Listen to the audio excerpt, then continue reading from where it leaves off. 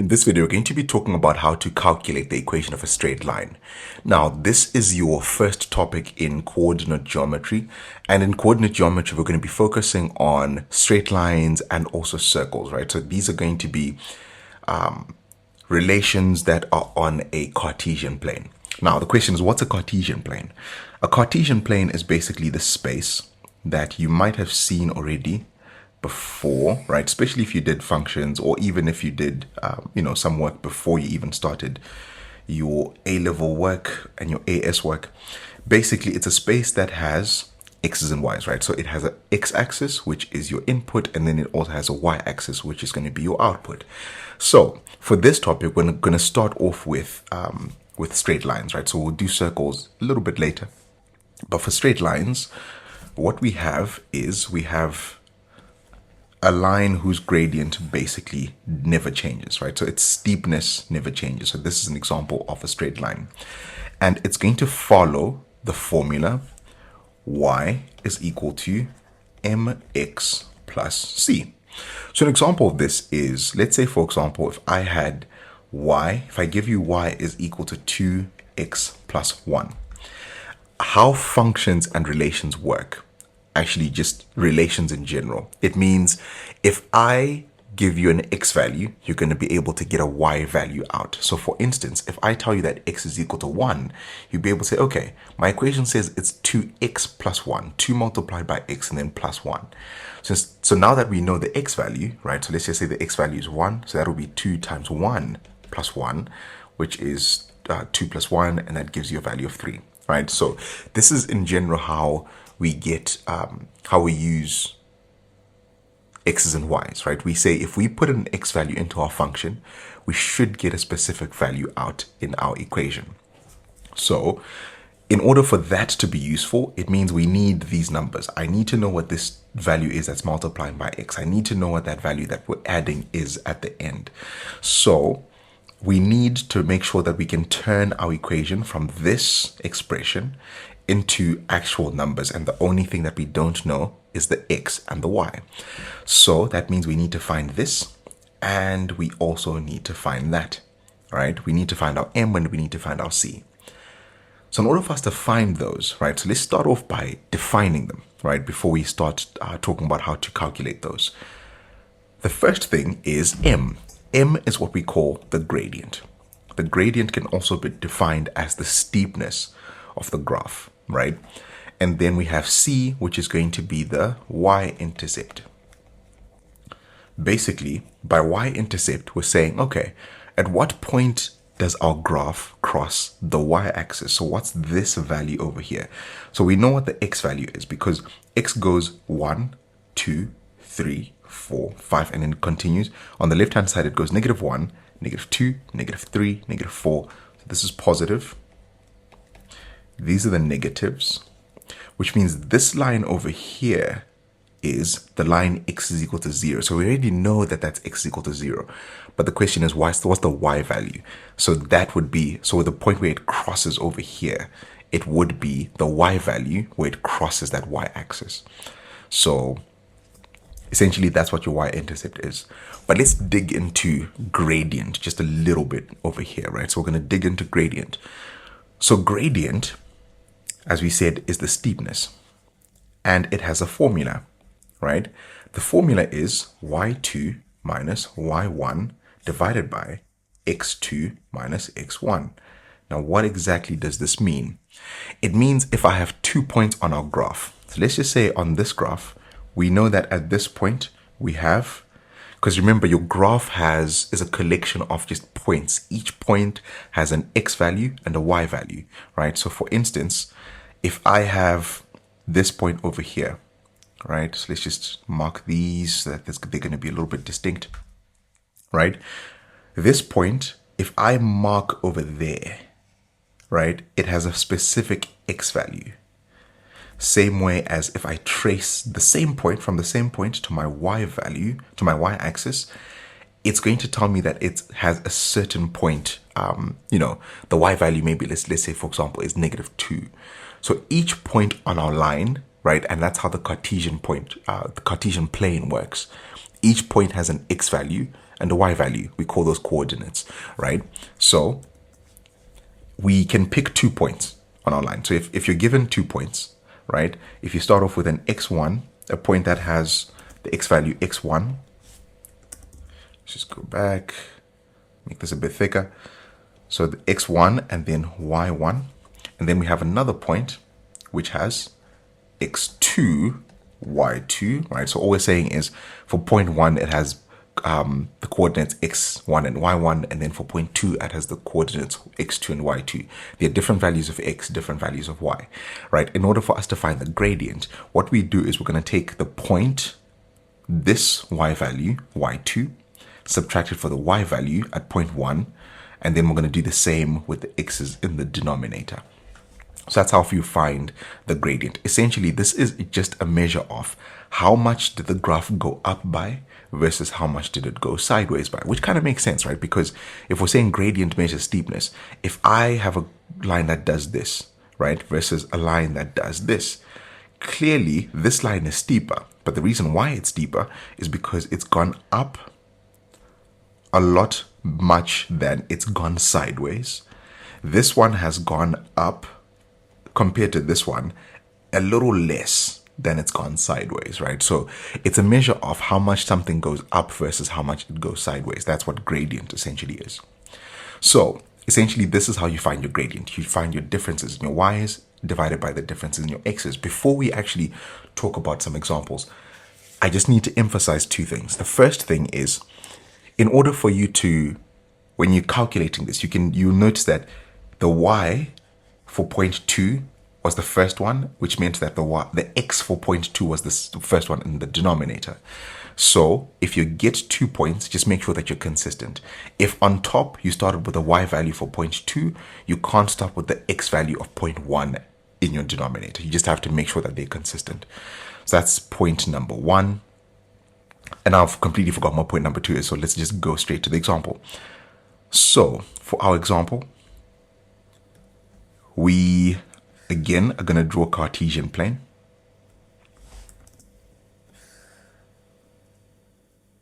All right. And then, so that's our y-axis. And then we have our x. Right. So usually when you're talking about examples, all they need to do is just give you the points, but we're just going to draw graphs just to, just for you to have a visual representation of what it is we're talking about. But usually the points are sufficient. So let's just say, again, we have a line, right? It's a random line. I don't actually know if this is going to be accurate based on the graph that I'm going to give. But let's say we have 2 points, right? So we have the first point, which is the point 1 and 2, right? So your x value is 1 for this point. Your y value is going to be 2. And then we have a second point, which is 5 and 5, right? So your x value at this point is 5. Your y value is also 5. So we are trying to find the gradient of this equation. In order for us to find the gradient, again, right, all we just need to do is say, okay, m is equal to y2 minus y1 divided by x2 minus x1.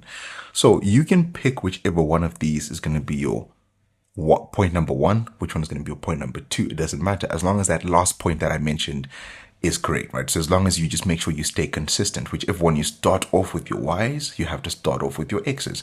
So if I pick this as my y2, as my point number 2, so which means this becomes my y2, this becomes my y1, my x1, sorry, my x2, sorry. And then this over here is my y1, and this is my x1, right?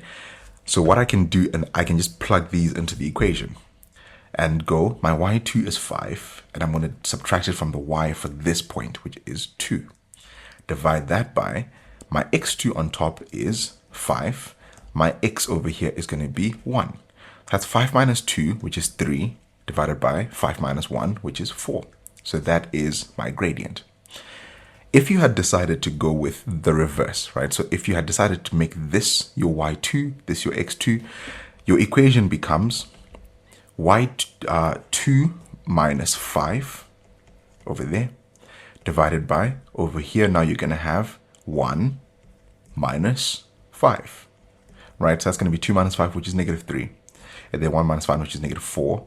You have a negative divided by a negative. Those are going to cancel.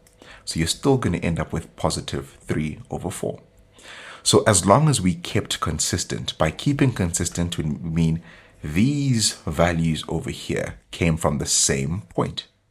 Same thing, right?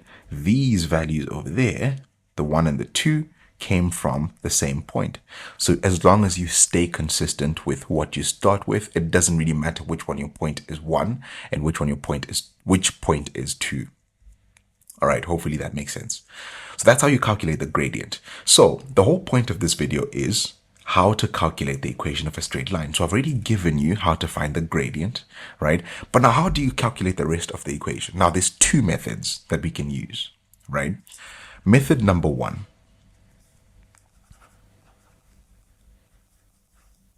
Right? Method 1, essentially, we're going to write out the steps. Now, this is now going to be me doing a little bit of writing. I apologize for my terrible handwriting, but hopefully it's at least, you can at least read what I'm talking about, but I'm going to, obviously be narrating what I'm saying. But first thing is, if you're given 2 points,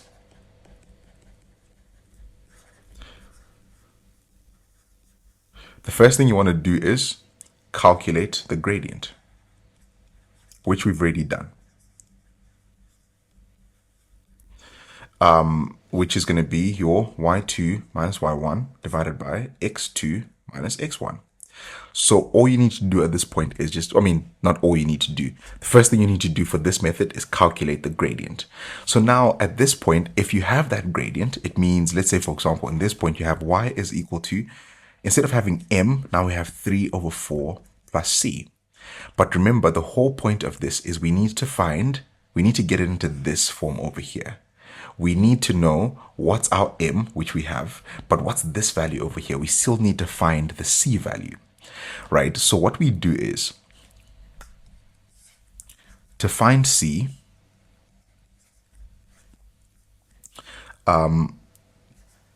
pick a point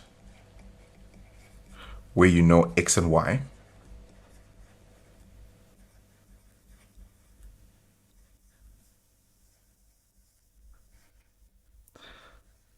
and you plug your x into the x and y into y is equal to mx plus c. And then you find that c. Okay, so all we mean is this, right? So we take this equation. Remember, our equation is y is equal to, because we know the gradient already, right? So that's going to be 3/4 x plus c, right? So we know this equation. So now we're saying, okay, the only thing we don't know is c for this to become a useful equation. So what we're going to do is we're going to say, okay, I know a point. So let's just say I pick point 1, the point where x is equal to 1, y is equal to 2. So I'm going to put those values into, so let's just say at point 1 and 2, we're going to plug the equation. So it becomes y, the y value is 2, and that's equal to 3/4 x. So instead of x, we put 1. That's plus c, right? So you solve for c. All right, so in order to solve for c, we're going to say 2 is equal to 3/4 times 1, which is just 3/4. That's going to be plus c. And then you're going to move this to the other side of the equation, which becomes 2 minus 3/4.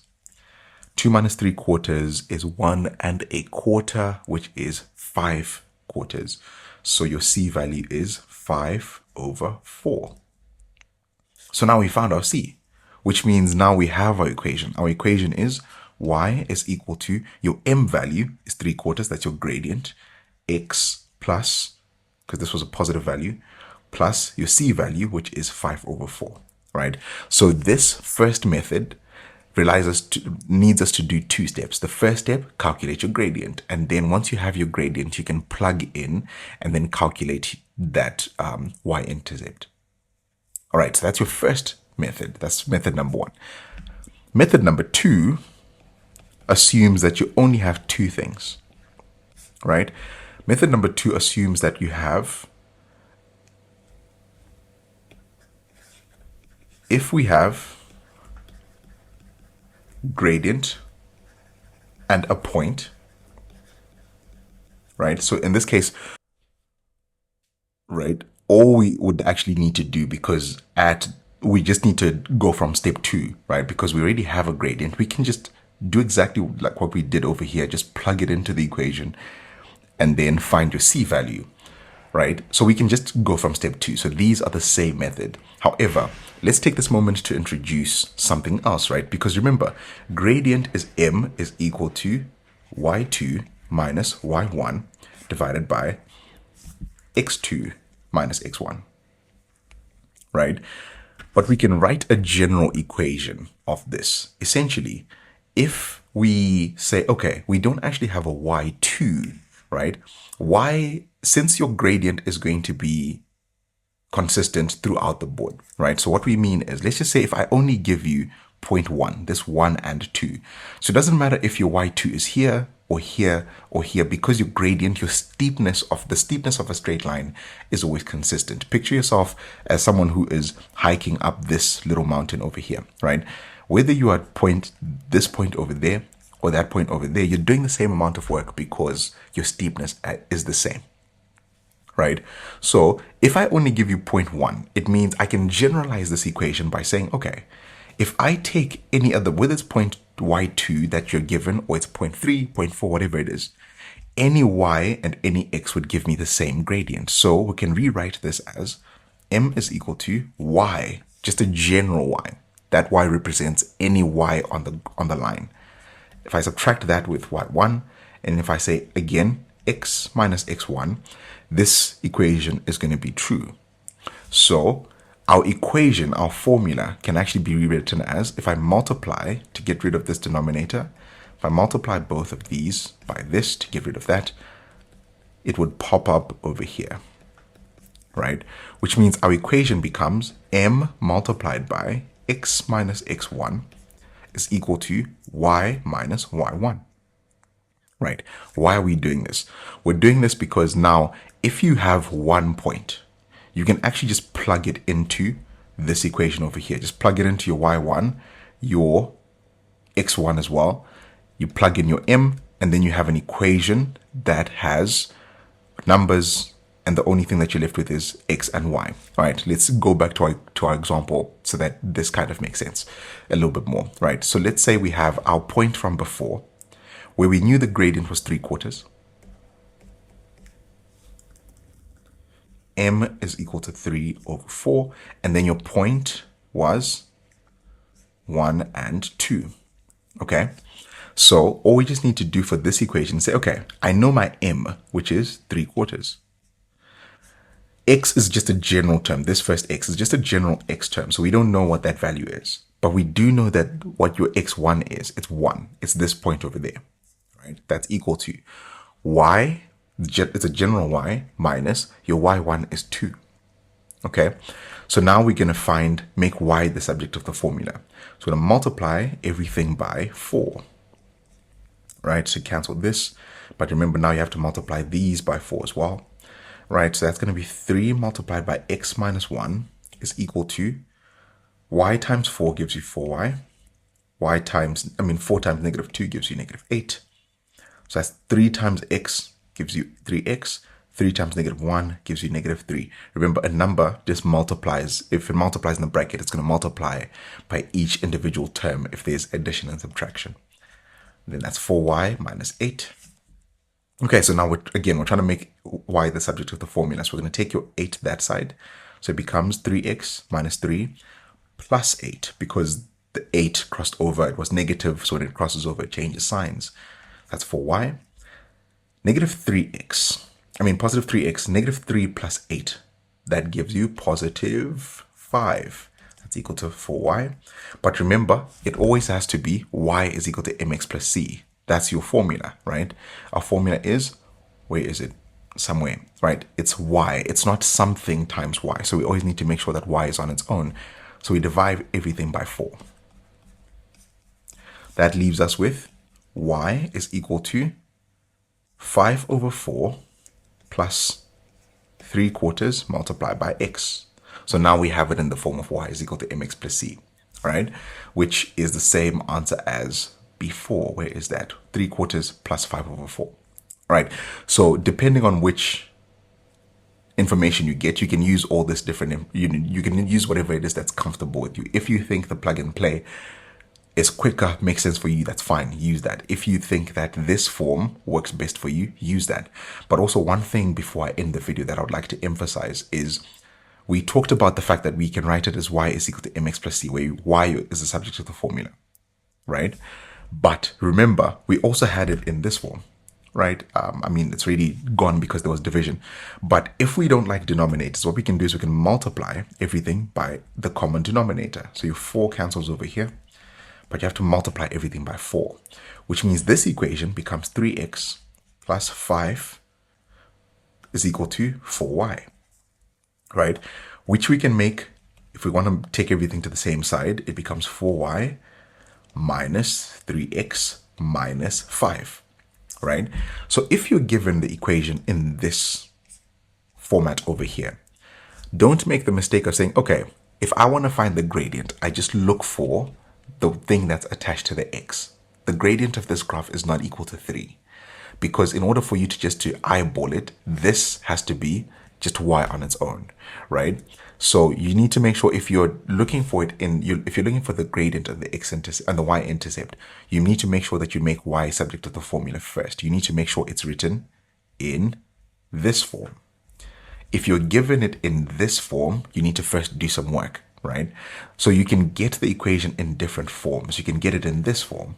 You can get it in this form. Whatever form you get it in, we need to be able to move from one form into another. At that point, it just becomes a matter of equations, making something the subject of the formula, and so on. So that's just something that we just need to keep our minds, we just need to remember. But we'll work through a lot of problems in this section. In other sections, it might join together. But essentially, this is going to be a very long intro into straight lines, how to calculate the equation of a straight line. We're probably going to be using method 1 more often than method 2, but just do whatever it is that you're comfortable with. Okay, cool. Let me stop talking. I've done enough. So I hope this video made sense. In the next video, we're just going to go through a couple of very simple examples before we start the rest of the section. So hopefully this was helpful, and I'll see you in the next one.